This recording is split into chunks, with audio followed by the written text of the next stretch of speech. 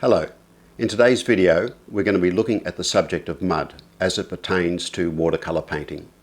When we're talking about a muddy watercolour painting, we're saying that the finished result, instead of having a nice, clean, transparent look, has a dull, lifeless look about it.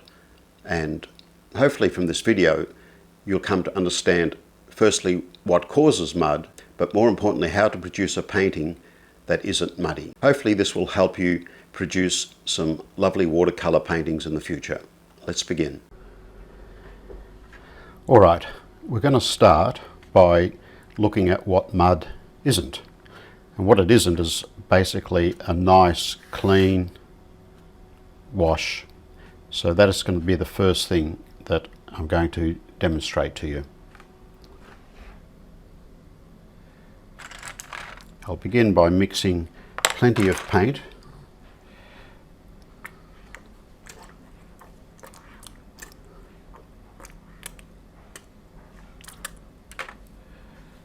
And we'll mix a nice bright green colour, just some aureolin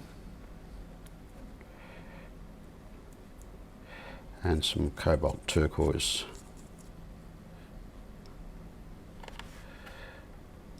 We'll just test that. It's pretty light. Add a bit more paint.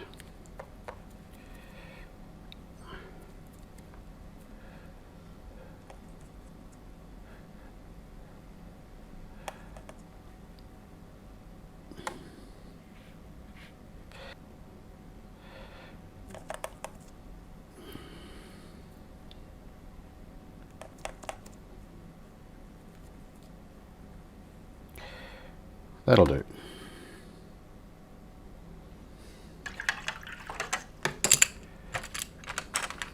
Now, I'll get a bigger brush. This is a size 16 brush.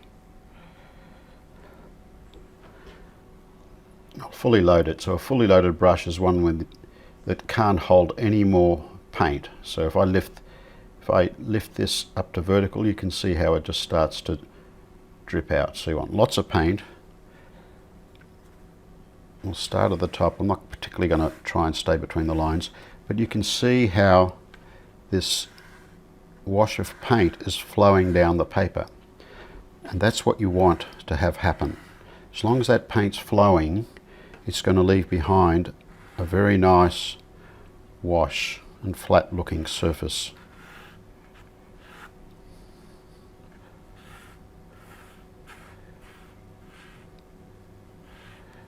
So now you can see it's a nice clean wash, no particular streaks in it, quite a uniform layer of paint. So that isn't muddy. It's got some nice transparency to it. We're now going to have a look at what mud actually is and how it is produced. To help you understand what a muddy watercolour wash is, I'm going to use the analogy of a sandy beach. So if we have a look at this photo, at this point where the arrow is, we have wet sand with so much water on it that the water totally covers the sand. Now it's at this stage, this is the equivalent of when you paint a watercolour wash with plenty of paint in your brush, and as you lay that wash down you're left with water on top of the pigment. In this example you can see as I move my foot through the wet sand, because of all the water above it, the sand settles down to a nice smooth finish. Now as the water drains, it leaves behind this lovely smooth finish. In a watercolour wash, if you left your wash alone, provided you use plenty of paint, watery paint, if you left it and let it dry without any fiddling, you'd end up with a nice smooth finish like this.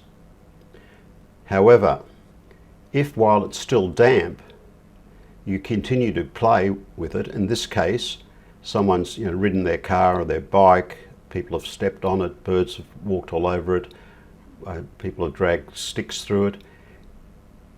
The damp sand is now forced upwards or downwards, and all those marks, they stay on the beach and they cast little shadows. Here in the damp sand, the sand doesn't settle back down but just stays raised or dented. So if you were to look at this part of the beach relative to this part of the beach, it looks duller than this part. Because here it's nice and smooth, the light hits it and bounces back up. But here, because of all these extra marks and divots in the sand, those extra shadows are dulling the amount of light that's reflected back, primarily because it is being blocked.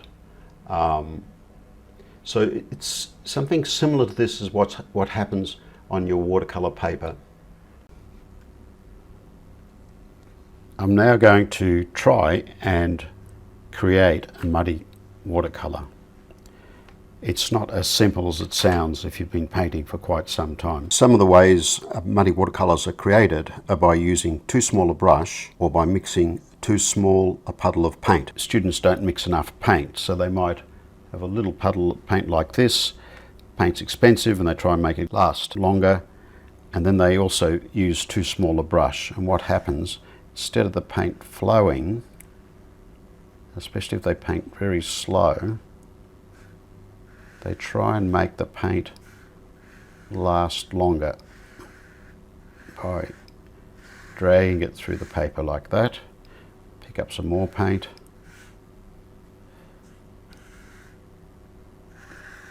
And then they'll go back and try and fix earlier bits.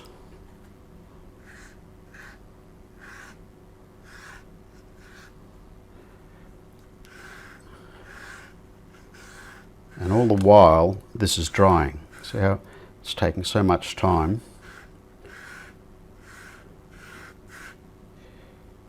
And they get to about here and then they realise they've run out of paint.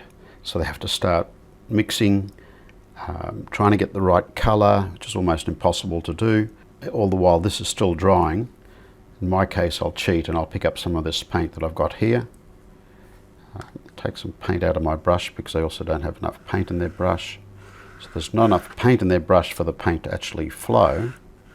So it's sort of sitting, not just sitting where you lay it, but it's drying very quickly.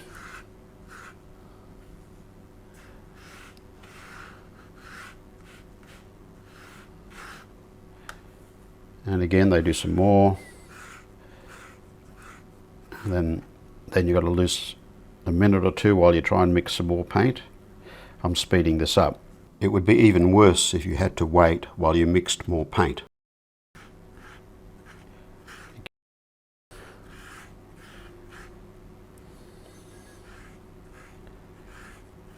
I'll grab some more paint.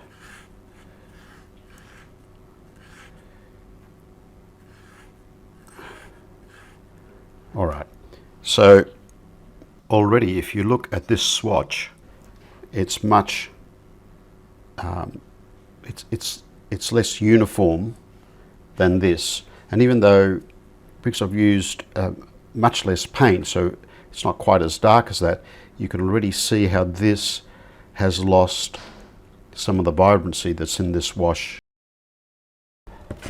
Now, the next mistake that students quite often make is they get to this stage, and this is quite, it's still damp up here, and they think, oh, you know, this is not as dark as that, or bright as that, whatever reason, so they quickly mix up some more paint, and then they go back into it.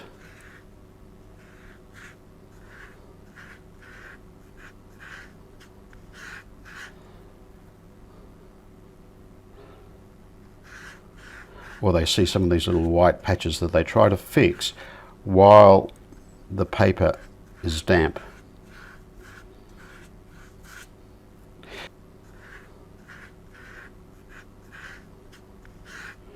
Now I'm really exaggerating this, but I'm just trying to prove point. And right now I'm just trying to mix at least tonally to make these almost the same, but this one's still a bit wet, so it's going to be a little bit darker.